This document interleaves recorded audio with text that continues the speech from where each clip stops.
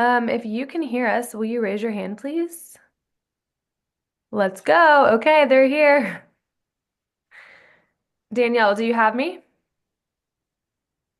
I can hear you. Can you hear me? I can. Are you good on your end, Keoni? I don't see any, but all I see is you and I. That's perfect. That's all you need to Yeah. see. Yep. Okay. Okay, we will Sweet. get started. Everyone who is here, welcome. Apologies for the technical difficulties that we were having. Danielle, our trusty Zoomer got her Wi-Fi fibers cut earlier, and we are trying to make it through. So I'm going to open us in prayer, and then Danielle is going to kick us off. You won't be able to see her, but you will be able to see the two of us. And we are so blessed and excited that you're here. We have some awesome stuff to go over, and I will lead us in a Hail Mary you want to, if you want to follow. In the name of the Father, and the Son, and the Holy Spirit. Amen. Lord, I thank you for this evening that we can come together. Please be with us, bless our conversations, bless all of these singles who are seeking you, Lord. Be with us as we offer this service that can help them find a Catholic spouse and continue to be with us and guide us in all that we do. Hail Mary, full of grace, the Lord is with thee. Blessed art thou among women, and blessed is the fruit of thy womb, Jesus. Holy Mary, Mother of God, pray for us sinners now and at the hour of our death. Amen. In the name of the Father, Son, and the Holy Spirit. Amen. Danielle, Amazing. Thank yep. you, Taylor. And welcome, everyone. We're so excited. And obviously, the evil one is not too excited about what's about to go down here. So, like Taylor said, my electricity was completely cut today. So I'm working off of a phone. And we're gonna make it work because this is gonna be good stuff. And so I'm really thrilled to introduce someone who doesn't already know, Taylor O'Brien, who is the founder of Candid Dating. To all of you, this is her beautiful face. And Taylor, I'd just love for you to share a little bit, like maybe it's like a 1 minute high level. Why did you start Candid? Yeah, thank you. Candid started somewhat on accident after I got back into the dating scene after getting out of a long relationship and saw what we were working with the dating apps and the kind of awkward tiptoeing around parish events. I thought, we need something better. We need something more intentional. And I hosted a speed dating event that was supposed to be just a one-time thing. But many of you who are here said that you enjoyed it. You enjoyed the experience. You enjoyed getting to talk face to face with other singles, like kind of we're doing today, and getting out of the photo swiping. And so we just continued on, and that is what brought us to Candid. You helped us build it.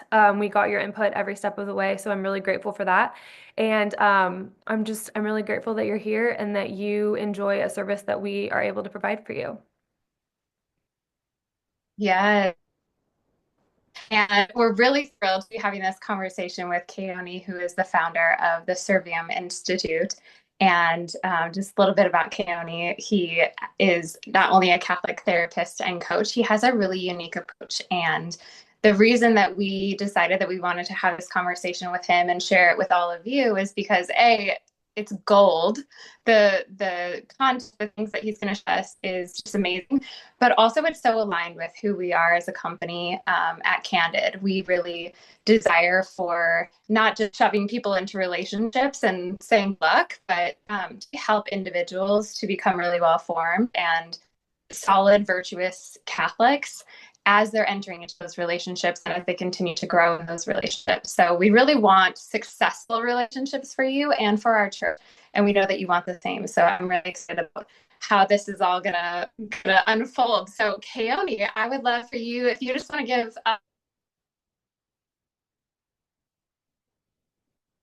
I think she was going to say if you just want to give a 1 minute intro to yourself and your Yeah. experience, if you would go I ahead. I figured. I figured. Okay. So happy to be here. Thanks for having me, guys. My name is Keoni Sablon. And really, what started this all was a desire to really help marriages and families thrive. As far as Servium Institute, this is fairly new in the last year or so. that I started this initiative. And the whole goal of Servium Institute is to revitalize the pursuit of excellence, specifically within the vocation of marriage and family life. And I think really through the pursuit of virtue. I think so many of us Catholics, we want to grow, we have a desire for it. We just don't know the system. We don't know the metrics. We don't know the process. And so if we can embrace that process, that system, and take it into our own life and into a marriage, even into a dating relationship, I think we'll be way better off as a church in the future because we need holy families. So I'll Absolutely. leave it there. Yeah. Can you tell us a little bit, because I want this conversation to be about you and your experience, and you have so much to share. And obviously, you can tell us more about the services that you offer. But as far as the approach that you just mentioned, can you tell us a little bit about what you integrate into how you view dating and marriage and family life, and what virtues you really highlight whenever you are coaching your singles and your formation? So let's start with the overall approach then. Okay. So the approach is called Thomistic psychology. And that's basically the understanding of the human person through the lens of St. Thomas Aquinas.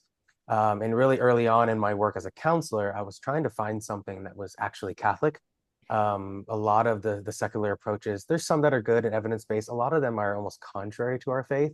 Hmm. And so in my pursuit, I found Thomistic psychology, the wisdom of St. Thomas. And what he gave us was the blueprint of the human person as a body and a soul. And what he gave us is almost like the example I give is if you pop open the hood of a car, you're going to see a bunch of parts, right? And you may not know how they operate, what they're designed to do, how they're supposed to interact with each other. And if you don't know that, you could be messing up the car. You may not know how to maintain it. There could be a problem and you have no idea. You just recognize that something's going off, right?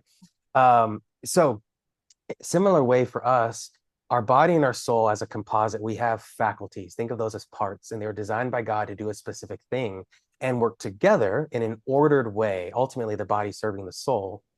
If we don't know what those parts are and what they were designed to do, if we don't understand the blueprint, well, then what I often tell my clients is we're shooting in the dark.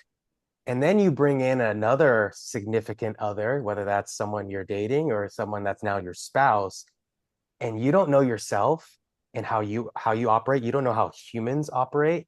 And now there's this other person in your life that you have to now build a friendship with, build a relationship, build a family with. Yeah. Man, it can lead to a lot of turmoil because you don't know yourself. So you're reacting to your own tendencies and you don't know how to deal with them. And then there's another broken human person who's striving and you don't know how to deal with them. And then we step on each other's toes and we headbutt all the time. And really, what I think it comes down to is we just don't know the human person, right? Globally, as kind of like a species, but also Sure. individually, our own tendencies and temperaments, and the person that we're seeking marriage in, or even as a spouse once you enter the sacrament. So that's a little bit about my approach. And really, what St. Thomas says is if you have a faculty or part that is wounded, whether Mhm. that's because of just, hey, we're all broken human beings, we have tendencies that are flawed, or because of your upbringing, or because of how you were raised, or just because of your environment, you kind of strayed away, or the people you've hung around with, or your job, or whatever the case is, has built these tendencies. The way to heal and reorder those is through virtue, right? So I know you asked, like, is there particular virtues that you really hone in on? It's really all of them, right? The four cardinal virtues are what I really focus on: prudence, justice, fortitude, and temperance. They're all necessary because, as St. Thomas says, those four cardinal virtues reorder the parts underneath the hood. They reorder and perfect the Can you say it faculties of the human again? person. Yeah, Say it prudence, again. If for anybody who's prudence. taking notes. Yeah. Prudence is knowing what to do to achieve a goal, right? The second is justice, giving another person what is due to them, right? The third is fortitude, which is basically the ability to do difficult things, the willingness to confront challenges. And then the last is temperance, which is basically moderation of your senses, moderation of pleasure. Okay, you can see how every single one of those are essential to have a very good and virtuous relationship Right. before marriage and after, right? I was gonna say it sounds like a secret weapon that singles could use right now, like in the waiting season and whatever you want to call it, would be Mm-hmm. to learn their own, like those own, their own wounds that you spoke about, how they came about, and really use this time to work on those. Not to say you need to work on yourself completely, but to work on those that you could iron them out before you do meet that person. Do you Hmm. think that some of those tendencies that you talked about, we'll just call them tendencies, Hmm. do you think those prevent people from meeting their spouse? Like, do you see that interfering with the ability to have a relationship, or do you usually see that after the relationship has already begun that those manifest? I think it's a little bit of both. And it depends on the tendency and what the person has done. Yeah. Some people just know them early on. I Yeah. would say your average person has little understanding of their Okay. tendencies, and it'll impact even the dating kind of period, um, and beyond. Well, Sure. why? Well, because you're reacting to your tendencies, right? And Right. in some way. So that might be you give, if you're a little bit more passive as a person, you give everybody else the benefit of the doubt. You're always just kind of letting them, push you over. And Mhm. then what happens is you end up getting in relationships that like, oh, I probably should have put up a boundary, or this person's now walking all over me. Well, you have a tendency towards passivity. If you never Right. knew that and how that's manifested and how to kind of work to reorder it, well, then we're going to kind of continue this cycle, Yeah. right? Until someone who is maybe virtuous is able to say, hey, like, you don't need to do that. You can tell me Yeah. that I need to stop, or that, this is a different preference. It takes like someone who has a strong virtue on the other side to kind of Mhm. complement it, but we can't really wish for that, Sure. right? And it doesn't always come, Yeah. right?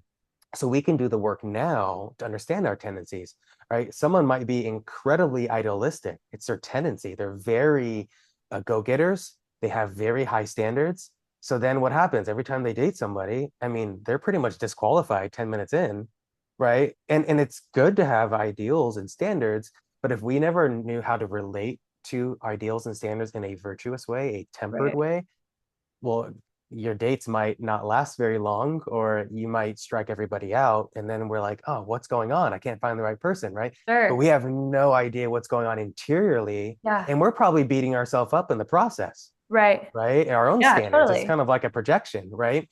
So no, I think it does. Most often people come to me either in the engaged or Mm. marriage phase, Sure. right? But I think if we can get this out to the people who are dating, we'll probably save Definitely. a whole lot of work that Yeah. probably needs to be done once marriage is now in the picture. It sounds like too what you're saying is these aren't necessarily inherently bad things. Like Hmm. we're all going to come with something, Hmm. but they can surely be used to flip for good, right? And like become Hmm. a superpower somewhat before you're entering into a relationship with someone if you can know yourself well Yep. enough to know your tendencies and to know how you're going to react in certain situations. Yeah, yeah, yeah. So basically, I think just for the listeners here, when we talk about tendencies, there's four temperaments. Okay, two are introverted, two are extroverted, two react very quickly to things, two take some time to react. And then there's two that their reactions last a really long time. And then there's two that they can get over it pretty quickly, right? So these are all, they're not wrong, right? But it's kind of a tendency that we need to moderate, because at the end of the day, perfection lies in being undetectable on a temperaments quiz, right? Our Lord didn't have a temperament. He did what was needed to be done in the moment, Right. right? If he needed to practice meekness and be still and not say anything, like during his passion, he would do it. If he needed to flip tables, he'll flip tables, right? He did what was necessary for the moment. He didn't have like an inclination that pulled him, right? Everything he did was an inclination of the will. He did what was good and true, right? We have fleshly appetites and tendencies that pull us, right, towards things, Yeah. and if we don't moderate them and, like you said, perfect them, well, then we're going to clash. Because what I often find is you have someone that you meet, and especially married couples, that person has your opposite temperament. And that's probably what attracted you to them, because it's like, wow, this person's so different. And we complement each other really well. And it's really Yeah. fascinating. But then it becomes like, oh my gosh, this person gets on my nerves. Right. And so we react to each other's flaws, but you don't see those as highways for virtue, because Mhm. they have virtues that are your vices. and you have virtues that are their vices. And when you look at that as this is my battle partner in the pursuit of perfection, and we can even take that the beginnings of that in the dating, right? In the dating circle, it transforms how we view a relationship. Yeah. It's powerful. I remember a few months ago, whenever we saw each other and we started talking about this, and I was relating it back to my own marriage. And you're so right. The ways that we can complement each other whenever we use those properly is Hmm. no wonder like your spouse is supposed to lead you to heaven and vice versa, because you really do, like, you can give the gifts that you have to them, speaking like to my husband, and he shares his gifts with me, and then it's just like a dance from there. And it's really Hmm. beautiful whenever it's in tune with the way that the marriage was designed. So Hmm.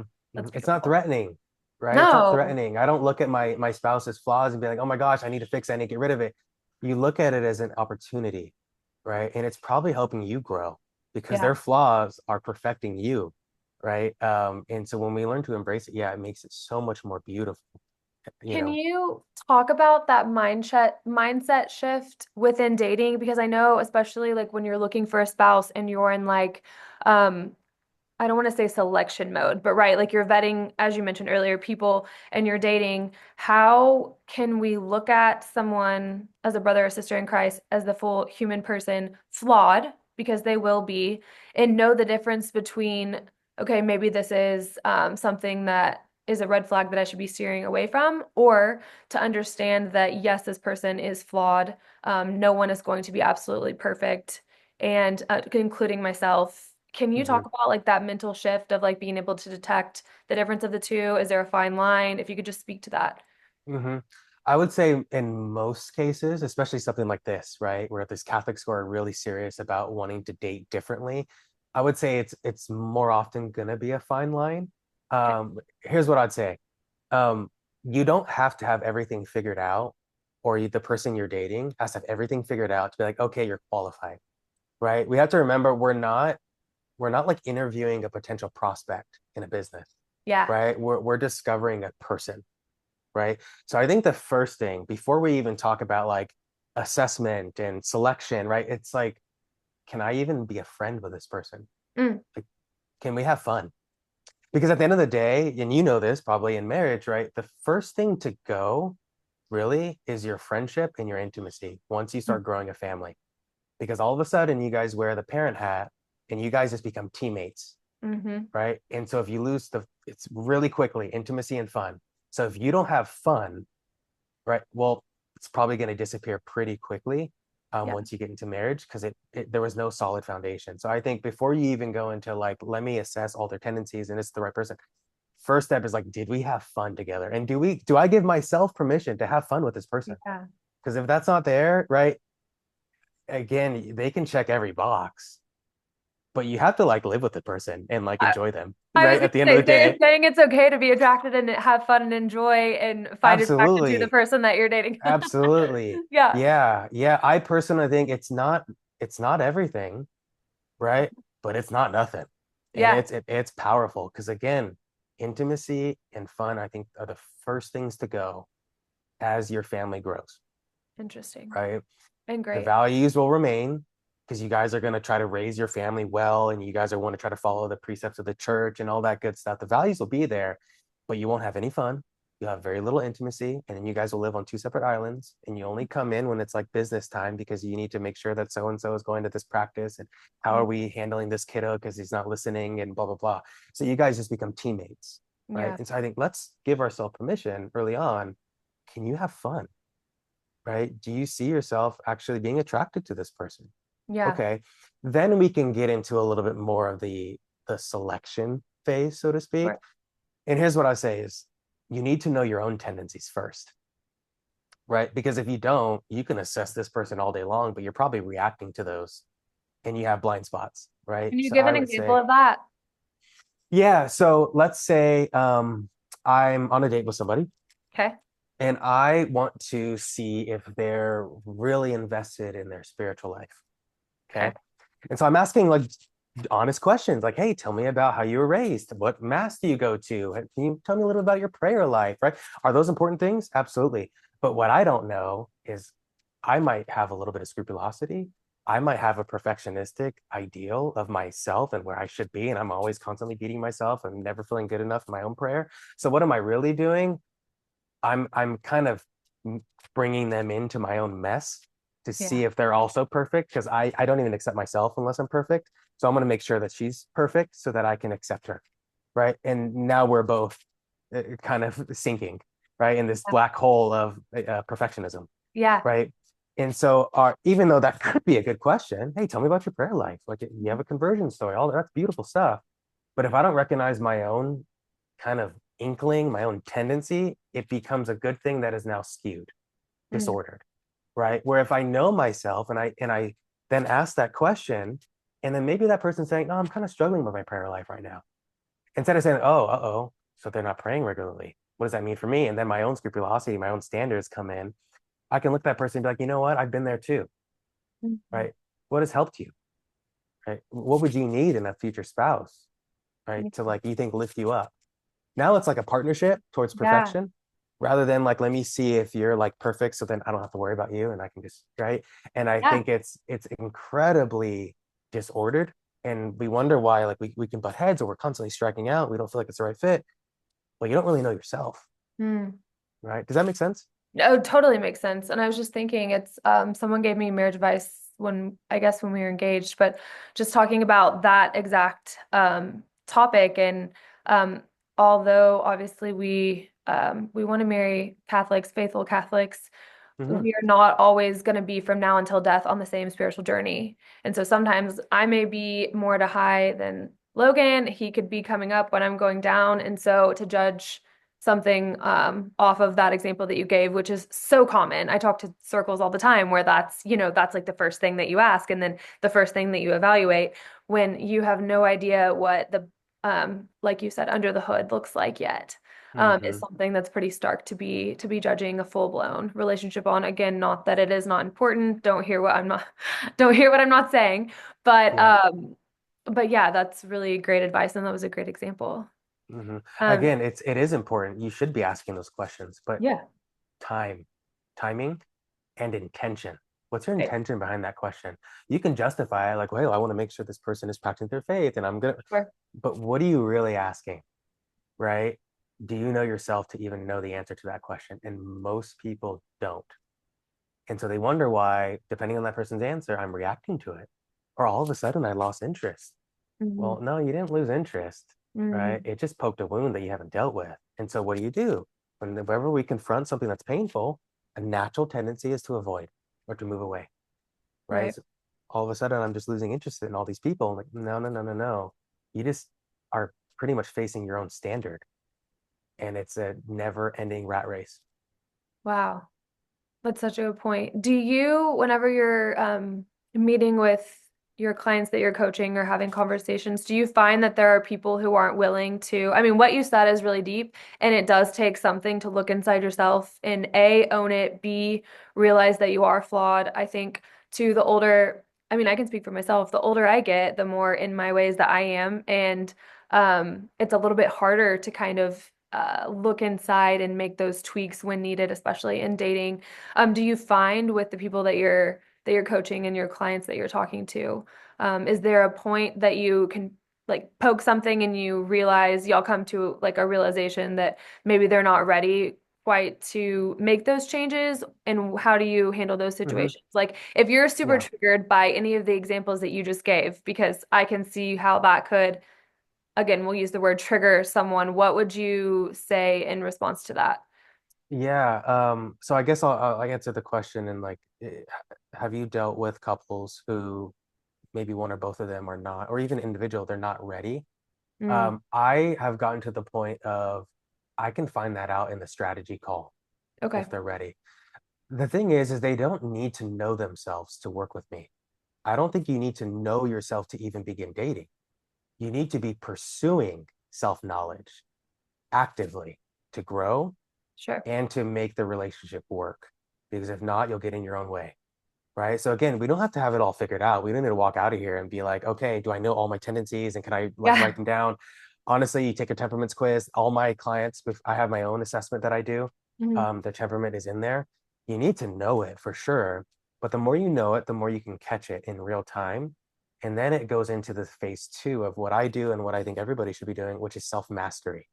But you can't change what you don't notice, Mm. right? And so you need to notice it first. And so if someone is actively seeking to notice those tendencies to build the self knowledge, well, then great. And I'll work with them, Yeah, right? But it's when they're unwilling to build the knowledge. So I'm sure, like, okay, well, you're not ready for something like this. sure. So I have that kind of, already addressed before we even begin services. Good. That's good. Yeah. Danielle, are you with us? Yes, can you guys hear me okay? Yes, please come Mhm. on. Okay, Come on great. You in. guys, I'm parked in a random spot in my car, so hopefully we won't drop again. But Keoni, thank you so much. This is really great. I think probably a lot of us are wondering, what are the first steps? And you're kind of outlining it here, like when you're working with someone, just kind of that pursuit of self-awareness and self-knowledge. And so, how can I tell? How do I know if I have enough self-awareness, or if I should like be pursuing it a little harder? And like, what are maybe some of those first steps toward that for someone who thinks that they are and maybe aren't, or someone who's maybe not quite delving into that yet? What might be some of the first steps that someone could take to start pursuing self-knowledge? Okay. Some of the first steps I would say, and I kind of alluded to it earlier, is know your temperament. Yeah. I say it's know thyself 101. It pretty much lays out the virtues and vices that come naturally to you. When push comes to shove, this is how you respond. These are the things that you're naturally good at. These are the things you're naturally going to struggle with. And it's very, very common that your spouse or someone even that you're interested in dating has the very opposite or a very different temperament. So I would say self-knowledge, know your temperament. Because what it does is it gives language to the things you are good at and the things you struggle with Mm. every day. And when you have language to it, then you can recognize it and now a little bit more proactively avoid or better respond to it when it occurs, rather than you're just reacting to the tendency or the feeling.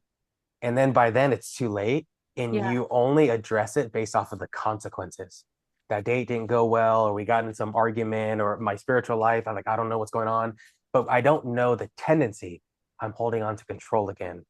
Oh, Mm-hmm. my passivity is picking up again, right? Or I'm, you know what, my tendency to be impulsive, right? I kind of go from one thing to the next. I haven't been disciplined. I know that about myself, right? So now I can kind of monitor it, right? Because I give it language and I understand what they are, right? yeah. But if I don't, I'm just like, I don't know what's going on. I'm so tired of this job, and I just go to the next job. But then what happens? Well, then you find that you're incredibly inconsistent, but you only assess it based off of basically the consequences, right? Mm-hmm. I'm always in and out of work, and now I have to here I am again trying to find another job. Whatever the example is, you only look at it because now there's some negative consequences. Or in a relationship, right? We're constantly fighting and we're arguing, there's distance, whatever, but you don't know the tendency. You don't know what's going on beneath, right? The situation. So I would say know your temperament. That's like a non-negotiable for me with my Yeah. clients. And I would say you have a good idea of self-knowledge when you can speak to what's going on a day-to-day level and identify what it is, Mm-hmm. right? So if you saying like, hey, I got angry with my girlfriend. Okay. If all you said is I got angry with her and I don't know why, she just really annoyed me, you probably have little self-knowledge. But if you said, well, I got angry with her because I have high expectations, right? And she challenged it and I reacted to it because I felt like she was threatening my expectation and I have maybe a tendency towards control, whatever the case is. Now it's like, okay, you know it though. Now we can work on the mastery piece, right? Because I don't need you to be perfect, but you have to know what's going on. Now I can give, and I give my clients, right? Here's your action step. Here's your homework assignment. Here's Mm. the little tool I'm going to give you because you know the tendency, right? Like I said, you can't change what you don't notice. Right? Now we can work on the mastery piece. So as far as self-knowledge, know your tendencies just on a basic level. Then the second is start to see how it plays out on a day in and day out. Again, once you kind of identify, you label it, you give language to it, you'll be surprised. You're gonna be like, uh-oh, there it is. Oh, I'm doing it. Oh, I did it yesterday. Oh, shoot, Hmm. shoot. I keep falling into this week. I'm right because you're starting to give a little bit more of your attention to it. Yeah. Yeah. It And sounds then when like you can speak to it, then you can refine it, right? Yes, it sounds like it's also like this really cool approach of, growing and being aware of yourself, but not necessarily judging yourself, just being a little more solution oriented, with grace toward yourself, of just recognizing, oh, these are the Absolutely. things that maybe need to be refined or rooted out, and that's okay because Hmm. we all have them, and I Yep. think that's something that's important to note, that when we can approach ourselves with knowing that those are things that maybe need to be refined or rooted out, Hmm. but without that judgment, it will help us to be able to do that with others around us as well when we notice Yep. maybe their flaws, so to speak. Absolutely. Because at the end of the day, if we get all riled up because of our own flaws and get all mad, or we get mad at someone else who, right, the person we're talking to, and they said they're going to do that thing and they're not, and I'm getting all ticked Mm, off. What's really going on? Well, it's really my pride because right. I think we should be at a place that we're not. So I'm now disconnected from reality and I'm asserting my own ideal into the moment. That's my pride. That's my own ego, right? St. Francis de Sales says nothing slows down the growth in virtue more than wanting it too quickly. So Mm, Say that basically, again. Will you say yeah, what? Say that again. yeah. St. Francis de Sales says nothing slows down the growth in virtue more than wanting it too quickly, Hmm. right? So you think about that. When I now say I need to be this way, or this person I'm talking to needs to be this way, you're pretty much guaranteeing that you're just throwing in a bunch of impediments to actually achieving that because you're getting in the way. You become the mhm. impediment. That's even in our own life. Right? You think Yeah. about that in anything you want to grow in, whether that's at work, in your relationships, in your spiritual life. If you want it too quickly, it'll probably slow you down. Yeah, So, I love that. So for someone who is like, okay, I want to deep dive. You know, I want to start being more self-aware, and I want to grow in this, and I want to make sure that I'm pacing myself and not trying to grow in virtue too quickly.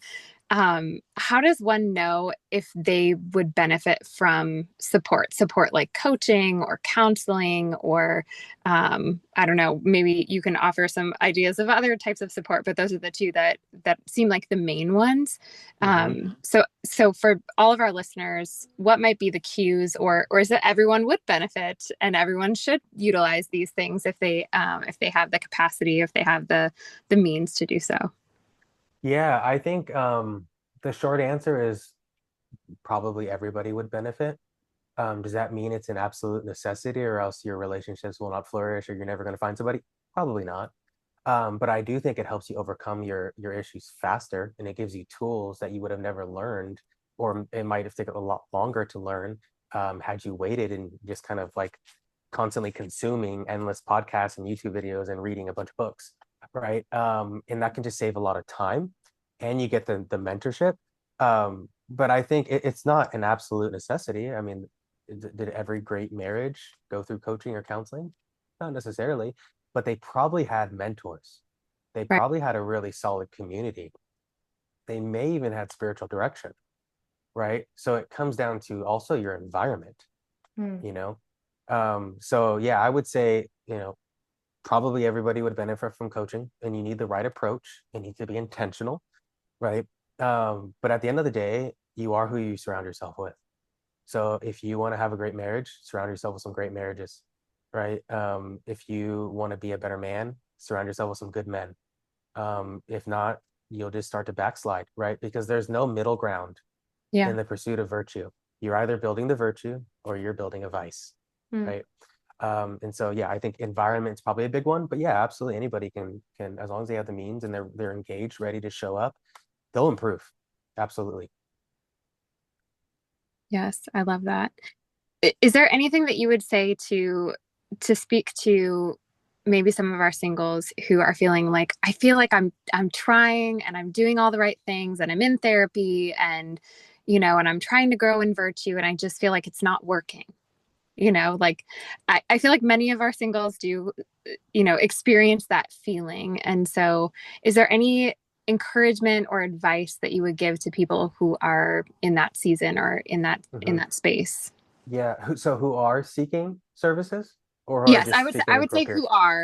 who Okay. are seeking, you know, maybe Counseling or have gone something. to therapy, yeah, things Yeah. like that. First thing is keep your peace, right? You are where you need to be, right? And if you kind of feel a little bit of like something needs to change or something's not working, well, that's a prompting. Okay, so good. We want to recognize, all right, something needs to change. What could I do moving forward, right? Kind of going back to that solution focus. Hmm. Me like throwing my arms up and now everything's like a catastrophe, it doesn't really do anything.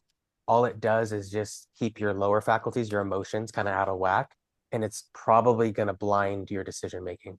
So I think the first thing is if you feel like, oh, it's not working, your job is to be still. Be like, all right, something's off. You bring that to prayer, and then you kind of quiet that alarm system, turn it off a little bit, and then assess, okay, what's actually going on? Okay, and if I do need help, what would that look like? So I think the first thing is keep your peace, right? Now when it comes to like counseling, I'm a little biased, I have to say, because I think modern psychology, unfortunately, is pretty much venting, Mm, um, which is actually very harmful. Um, One, it just doesn't work. I mean, you guys, if any of you guys are Hmm. in counseling and you're just venting, you can do that for free. Probably shouldn't be paying someone to vent.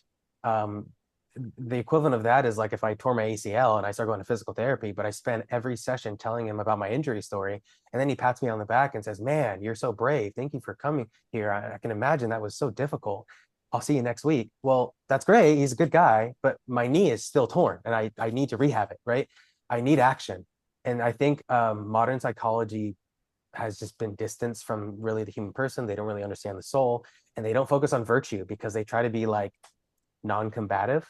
mm, And it's not like I'm like some drill sergeant, but I will challenge you, right? My job is to help you get to heaven, right? Because you're trusting me in a way that's very unique to how you would trust someone else, right? And so I think when it comes to counseling, it's not that counseling's wrong or a coach and like this person, it may be the approach. And so I would say if you are going to work with somebody, are they actually helping you change your behaviors? Because St. Thomas says true healing resides in the will. True healing. It resides in the will. What does that mean? You have to act in order to be truly transformed. You can't think your way out of it, right? That's part of it. how But many if it times have doesn't I end tried in to think my action, way out of something? Keep oh, going. That absolutely, was me. absolutely. Can't Yeah. think my way out of it. And the trick there and the reason why it's enticing is because your will won't move unless you think first. Mm, The intellect is what tells Yeah. the will what to do. So we kind of stop at the intellect because it gives us like a source of pleasure in knowing, right? Even St. Thomas speaks about this. When I know something, there's pleasure in knowing it, right? The thing that I love is now known to me. Um, but if it doesn't end in an action, well, you're at best, you just have information. You didn't really grow in virtue. The same thing is true in the spiritual life. If you feel like your prayer life is lacking, it's probably because your meditations haven't inspired a greater love and a greater action. Mm. It just became something to think about. And then you're like, oh, I don't know why it's not leading to transformation. Well, that movement of the heart, that image you're reflecting on should lead to an action so that you can imitate the thing you meditated on. That's Yeah. what perfects you, right? So the same thing is true even for ourselves, right? So when you're wanting to work with someone, are they helping me grow in self-knowledge? Absolutely, but also the mastery. If not, yeah, I don't blame you for kind of feeling like, what am I doing? This isn't working, right? Because they don't maybe understand the Thomistic principles, even if they're not trained in Thomistic psychology. sure. Yeah, it sounds like there's also an element of, and you kind of mentioned it, but to put it plainly, not only being self-aware, but being accountable and not just going through the motions of like, Mhm. well, check box, I am in therapy, okay, but like, how are Right, you participating, and are you, are you assessing the helpfulness of what you're experiencing with right. that specific counselor, or do you need to reevaluate and engage with someone else or someone different, Hmm. and take maybe a little bit of a different approach? So I think Hmm. that, yeah, we need to be active participants in our healing, in our growth, and in our own lives. Hmm. Yeah, can you imagine if we just measured our spiritual life I go to mass on Sunday. Um, Probably that's like the bare minimum, right? It's not the best metric. And I think we do that, right? I'm doing personal development or I have a counselor or, okay, is it working? And how do you measure that, right? Right. What are the fruits? You judge a tree by its fruits. Absolutely. I love this. And I mean, there's so much goodness here and I want to continue, but I want to make sure that our audience has an opportunity to ask their questions and get them answered. Yeah. I'm not able to see the Q&A, Taylor. I Are got you it. able to? Okay, great. Yeah, So we've if you had a just want few come to, in. okay, great. Yeah. I do have one question, and then maybe we can transition over to our Q&A. So yes, those of you who are listening, if you have any questions, please feel free to submit them, and then we'll do a Q&A at the very end.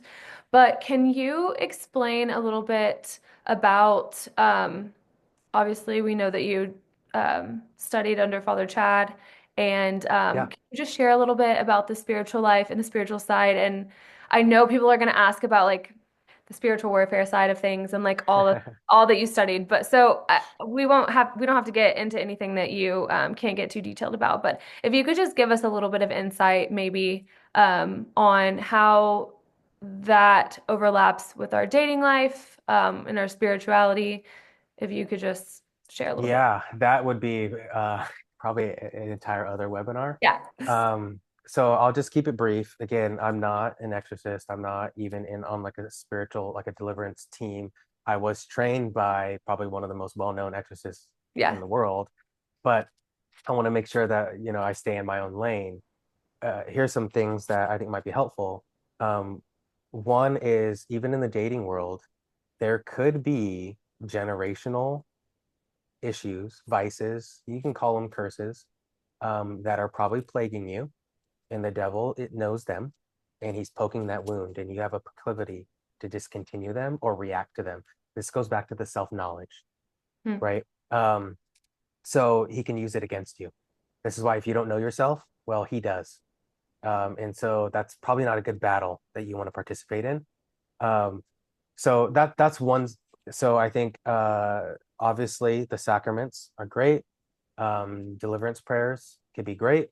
If there's something that's even beyond that that you think is more extraordinary, I would say talk to a priest so you can get an actual Sure. assessment.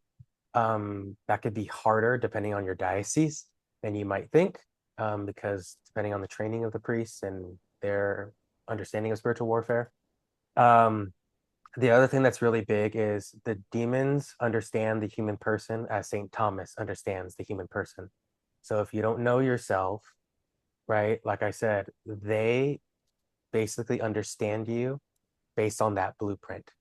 And so you think about it, if we're in a battle and they know the blueprint and I don't, I'm already at a disadvantage, Yeah. right? And so that's when we keep falling into the same cycles. Okay, so they understand the body and the soul.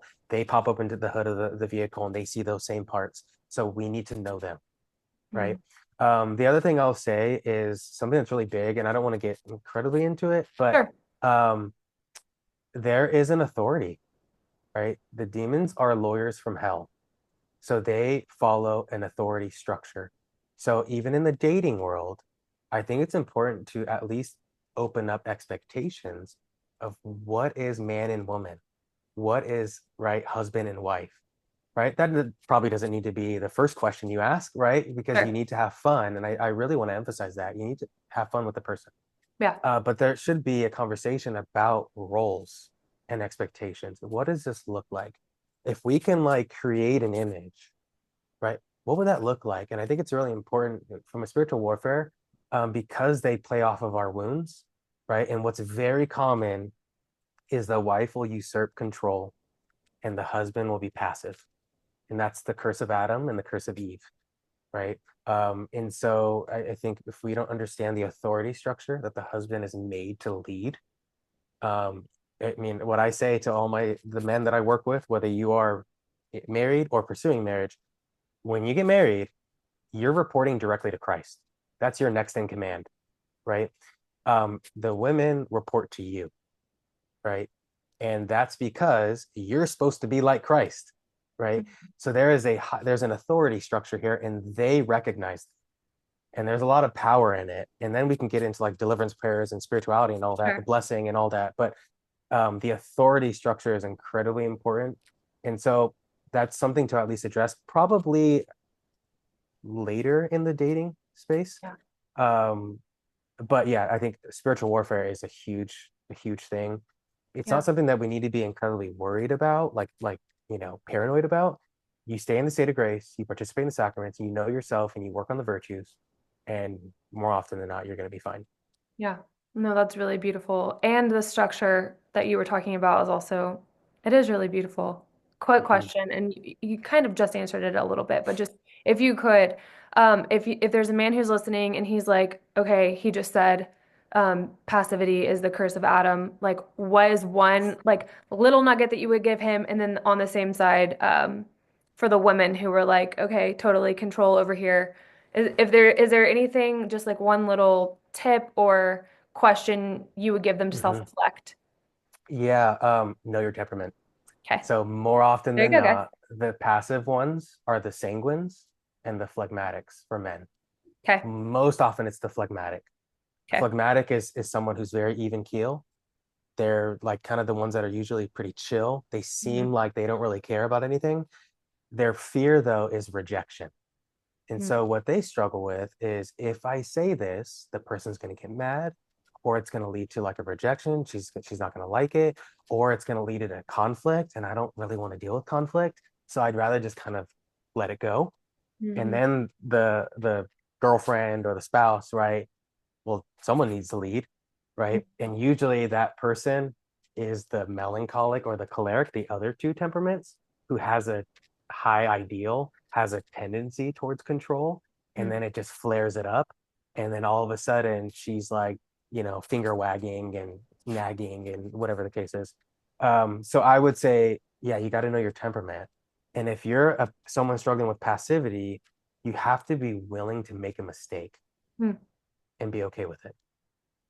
That's just, I mean, you're going to learn, right? You're Yeah. going to try to lead and it probably won't work out. And that's okay. We find joy in the fact that you're pursuing the virtue, not just the ideal outcome. Of course, Yeah. we want an ideal outcome, but you're pursuing virtue and I rest in that, Yeah. right?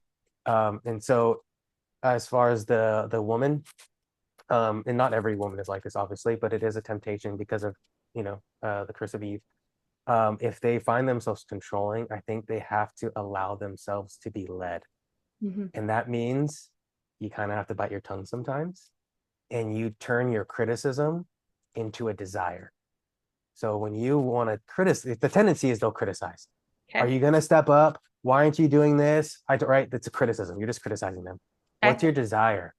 Hey, I really want you to lead, right? And it's important to me that you take charge because that makes me feel safe. What Mhm. can we do so that you do that more? That's a desire that leads into movement. What Yeah. usually happens is they finger wag, right? I told you that you need to do this, and you're not doing it, whatever the case is. And what does that passive person do? They go into their hole and they shut down, Mhm. right? And we just have no idea of your tendencies, Yeah. right? So that's to be a quick little tip on that. Yeah, thank you. Everything you just said too is like if you look at culture and you look at reels on Instagram, TikToks, whatever, is like the total opposite. So, men, I just want to encourage you that like what he just said, it's okay to make a mistake, and there is joy and there is benefit in um, maybe doing something wrong if you're trying to do what is right. And then Hmm. also for the women, like it is okay to bite your tongue, and it is okay to retreat a little bit and let him lead, because I Hmm. know I can. I don't know. I have heard that this week, even just like direct opposition to that, to what you just said.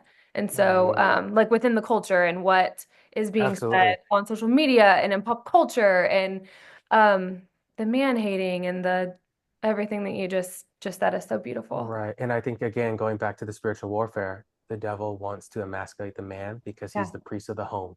If I can get the priest of the home out, I have access to the family. And so that's why there's an attack on fatherhood, right? On being virtuous men, you're generals of the platoon, right? So we have to take ownership of that. I'll give a quick little Please. example. Yeah. Literally, this happened today. One of my Okay. clients, okay, the husband's a phlegmatic, the wife is I think a sanguine. So Okay. She was the one that, like, again, wanting to control things. Let's go to counseling. You need to get better, and we need to fix this, right? So, okay, fine. More often than not, the women do bring their spouses in. And I was working with them as a couple for some time, and they made some progress, some tools. And then I got to the point of working with him one on one, and it's been amazing, his transformation. And literally today, he said, Keoni, we work together in couples. Now you've been working with me, and things have gotten so much better in our marriage. Mm. He's like, again, I'm not throwing a pity party, Keoni, but like, was it me? Like, was I the problem? And he's like, no, just tell me. And I was like, you know what? No. What I will say is I always put more responsibility on the man Sure. because he's the head, right? Just like you think in basketball right now, right? We're in the playoffs. If a team goes down, who's the first one to go? It's the head coach, Mm-hmm. right? You can point the finger at the trainer or this player. The head coach is usually the one to go, Yeah. right? And so I always say, well, you got to look at the general. Why though? And so what I told him was, it's not because you were the problem. It's because you have the most influence. Mm. And because you have the most influence, if we get you squared away, well, you have a direct impact on everybody else, right? And so that's probably why there's greater fruit, because you were given an authority by God through the sacrament that is not yours to merit. But when you cooperate with it, the sky is the limit of what God can do with it when you Yeah, participate with it, right? And that's the most beautiful thing. And totally. Yeah, it's poetic. It's so beautiful. It's divine. Thank you. Thank you for that. yeah, Truly, absolutely. there was so much like I don't want to keep talking because I just want to hear what you said and think about it. Because I can also see ways that I can take this into my own marriage, not just I'm sure all of our singles that are thinking about dating, but there's so much there. So thank you. Hmm. Um, Hmm. while we were talking, we got some questions submitted. So keep Yeah. submitting if you have any, but maybe we can just run through these. We have a few minutes left. Okay. One question that came a little bit earlier, and you might have already touched on this, so just if we could recap it again, would you recommend dating someone of a similar or opposite temperament? Or is there Um, a way to do that? I would say 99% of the time when I'm working with people, they do not have the same temperament.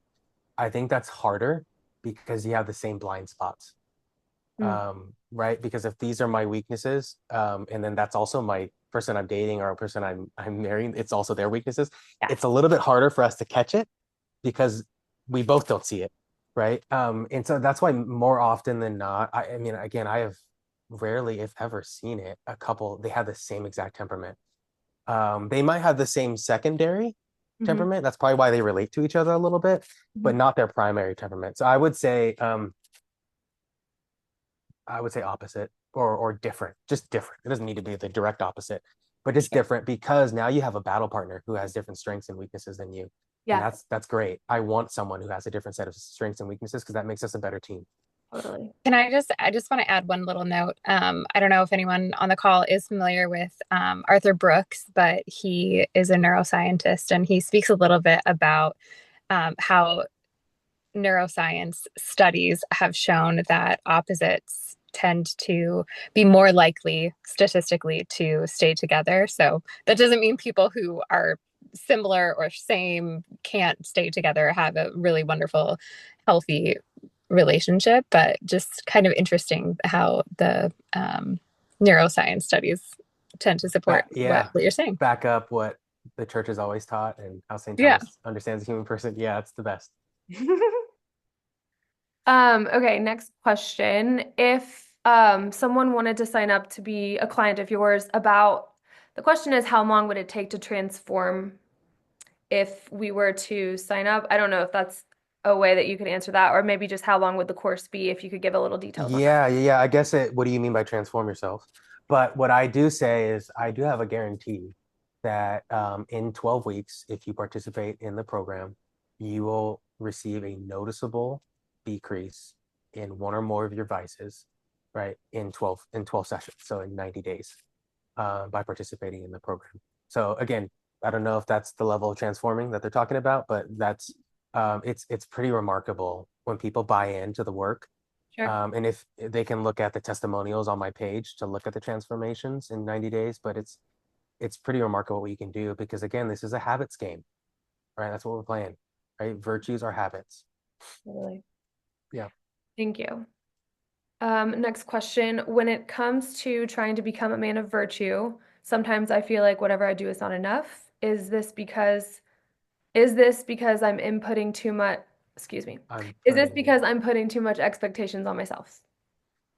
probably. Okay. Yeah.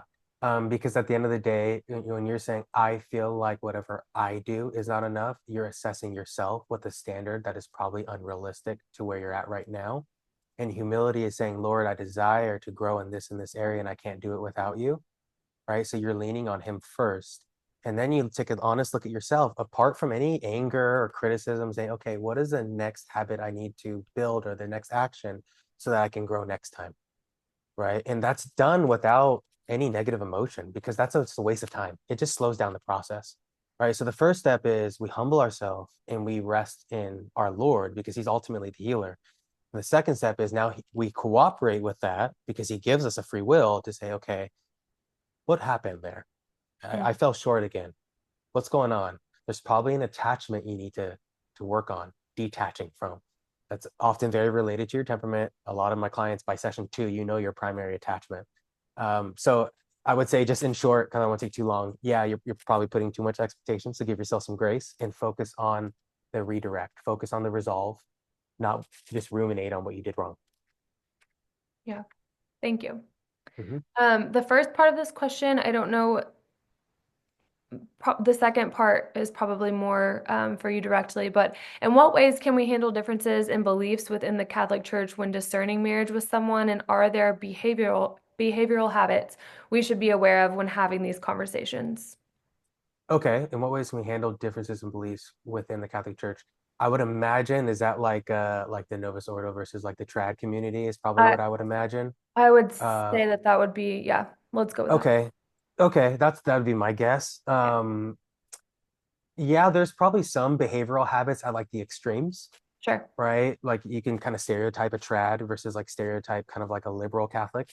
And you'll probably be right more often than not, like at the extremes. sure. More often than not, though, I would imagine most of it is just ignorance, right? We don't really know what the church teaches. We don't really understand our own spiritual life and what the Lord is asking us to do right now to grow in virtue, to perfect our spiritual life. So I think we can get into like a theological debate, Mhm. but it's really irrelevant, especially early on. Yeah. Again, can I have fun with you? And can we, or am I like attracted to you? Like, is there a vibe? And then you can get into like third, fourth, fifth date. Like, let's start. I want to discover you. I want to discover the world, your inner world, and learn about values and all that good stuff. Yeah. But I think when it comes to the behavioral habits, yeah, you can be aware of the extremes. Um, I think it's interesting. Usually at one side of the aisle, like if it's a little more trad, they're going to be a little bit more rigid and regimented and have a proclivity towards control. And then the opposite side of the spectrum is going to be a little bit more carefree, sensual, kind of what I feel goes. Mm. And the beautiful thing is we should be both. Really, virtue lies in the middle. And so I think it's just having a discovery of like, okay, how were you raised? What is your spiritual life? What's the next step for you to grow? Mhm. And you really sharing that as a conversation because you will be perfected through the relationship, right? Especially if it's taken to marriage, right? But even if this isn't the person you're going to marry, that person still that can help you grow in holiness, right? Which is great. That's an awesome opportunity through that conversation with so and so. Something stuck with me, or I had to change something about myself. Well, thanks be to God for that. You just walk out a better person. Yes. Which is what, just a candid plug, real quick. Part of the reason that we do speed dates is for that reason right there, that maybe Yeah. all 5 to 7 men or women that I talk to are not going to all be my spouse, but hopefully I can take something from them as a brother or sister in Christ and hold on to that. So thank you for that. Mhm. Mhm. A lady asked, are there any resources or books that you would recommend to learn more about our self tendencies? Yeah, you can take a temperaments quiz. Temperamentsquiz like .com is one. If you just look up temperaments quiz, you can take a quiz. Father Ripperger has an entire course on YouTube on the temperaments. I believe the temperaments God gave you is another book. It's an older one, but I think it's still fine. So yeah, temperaments God gave you is a book. Father Ripperger has. If you look at Father Ripperger temperaments, there's a whole conference he gives on YouTube. And then take the assessment yourself. go through their tendencies. More often than not, it's going to give like a secular version of that. I don't think it's wrong per se. It's just not as rich and deep as a Catholic version, and there really isn't much out there. So yeah, hopefully that helps. Thank you. Can you define when you're saying fun in relationship, can you define what you mean by fun in any relationship? Yeah, I think like enjoy each other's company. Can you guys like engage in a hobby and laugh? Can you guys, right? I think it's what I see oftentimes, even those I work with that are discerning or wanting to date, um, like the first time you encounter someone, it's like all or nothing. It's like do or die. Yeah. And they're incredibly stiff.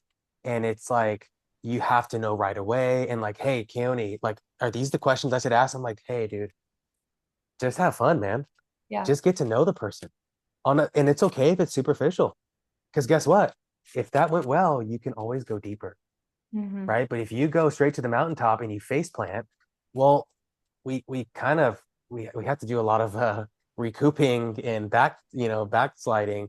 When why don't we just start small and just like go bowling, have a cup of coffee, Yeah. right? Do you guys like music?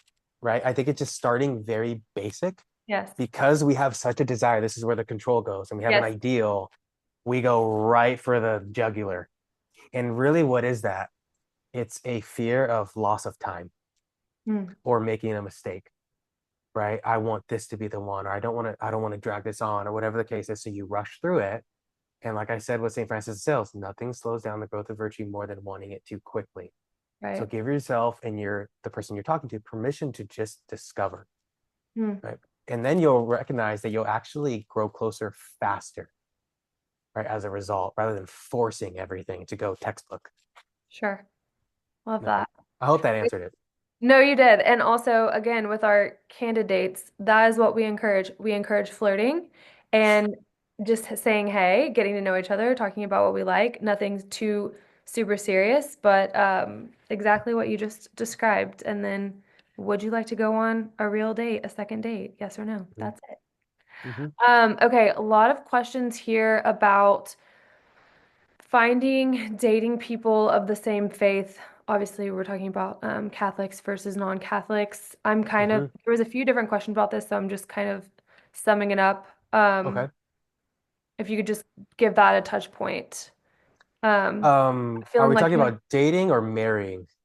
it sounds like we're talking about dating, but then also just feeling like you have a lack of community around you to date other Catholics. Yeah, that would be challenging. It's different if I'm talking to a man versus a woman. Um, I think it's the advantage of the man, if you're the Catholic and you're practicing, to go find non-Catholics than the woman, because usually the woman comes in with a strong faith and then meets someone and you're gonna like be the superhero and you're gonna change him, and usually he doesn't care. And he might just like say yes just to kind of like get you to back off, but it's usually not super of an investment on his end. Whereas the husband or the man, I should say, when you are confident in your faith and you show someone who may not even know the faith, and then you lead well, Mm, invite, you pray for, you exemplify virtue, then the woman was made to follow, to be led, right? The Marian posture, right? Our Lady, be it done unto me, right? So there's a receptivity that they have when they see virtue and they feel safe. And so I think it's just easier for men if you are just in a Christian community or you're into a swing dancing, whatever night, exemplify virtue, be a virtuous man, and you will find a virtuous woman, and then you can lead her to the fullness of truth. So we could probably have more on that, but I'll leave it there. yeah, no, that's great. Thank you. Couple more. What is the best way to handle the anxious and avoidant attachment cycles, the secular versus the Catholic way to handle them? So I maybe what don't the think, world says and what the church says. yeah, to be honest, my sister would probably be better at this one than I would. She's also a therapist, by the way. When it comes to anxious and avoidant attachments, I think of it as, again, these are your tendencies, right? Are you constantly like on edge as to like the state of your relationship and you have a tendency towards control, right? Okay, yeah, you're maybe more anxiously. Or avoidant is like you're a little more independent, you have trouble being vulnerable, you kind of like want to be on your own, and you learn that like relationships are more necessary, but you don't really want to be around them. Okay, fine. to me, it's the same thing. You have tendencies that, let's say, instead of from nature, right, your temperament, they're from your upbringing, from your parents. They're still tendencies. And the beautiful thing is, tendencies can change. Mm. Give language to them. How are they impacting you today? And what is your plan of action? Right. So, for example, that anxious person, it's the same advice to that gal who wants to usurp control. That's the anxiety, right? It's like it's control. Right? I want it to look this way or whatever. Okay, then what is the virtue? The virtue is going to be detachment. The virtue is going to be stillness or meekness, right? And the self-control to just sit in the moment and let it kind of play out. So to me, I think the approach is similar. Um, Really, it's just a kind of a secular language to it. Not that it's wrong, but I think it's still, you have an attachment. That means you tend towards something. And we all know, right? We should be detaching from anything but God, right? That's why purgatory exists, right? It's purification. So if you have a avoidant attachment, well, you need to detach from the avoidance, and that takes work, Mm. right? So Amen. Okay, last two questions. I'm just going to read them as they came. Can you please speak at all to HSPs in dating, assuming you're familiar with the work and research by Dr. Elaine Aron? uh, yeah, I don't even know what HSPs are. Okay. Yeah, Next question. Generally, how many dates do you typically recommend someone go on before deciding it's not a good fit? I don't really think there's a number. Okay. And again, I think if you do, you start like looking at the clock and like, okay, here's date number 4, the magic number. I should know. People are different, Yeah. and so I think it's what we should be doing is, again, judge a tree by its fruits. Hey, that first, we had a lot of fun, and it was good. And then that second date, wow, things are going really well. And I got to learn a little bit more about her family and her faith. All right. And then the third one, like, hey, we went a little deeper. She told me like her conversion story, and that was really powerful. Okay, well, keep going. And Yeah. I trust that the Holy Spirit's also guiding this because you're open, Mm, right? And this is where knowing yourself, if you tend to be one that's a little more passive, and you wait and wait and wait and wait, it might be the time to have that conversation. But hey, I've really enjoyed how things have been going, right? And then you have a conversation about taking it to be a little more exclusive or serious or whatever the case is. Whereas if you know yourself, you're always like, all right, am I wasting my time or not?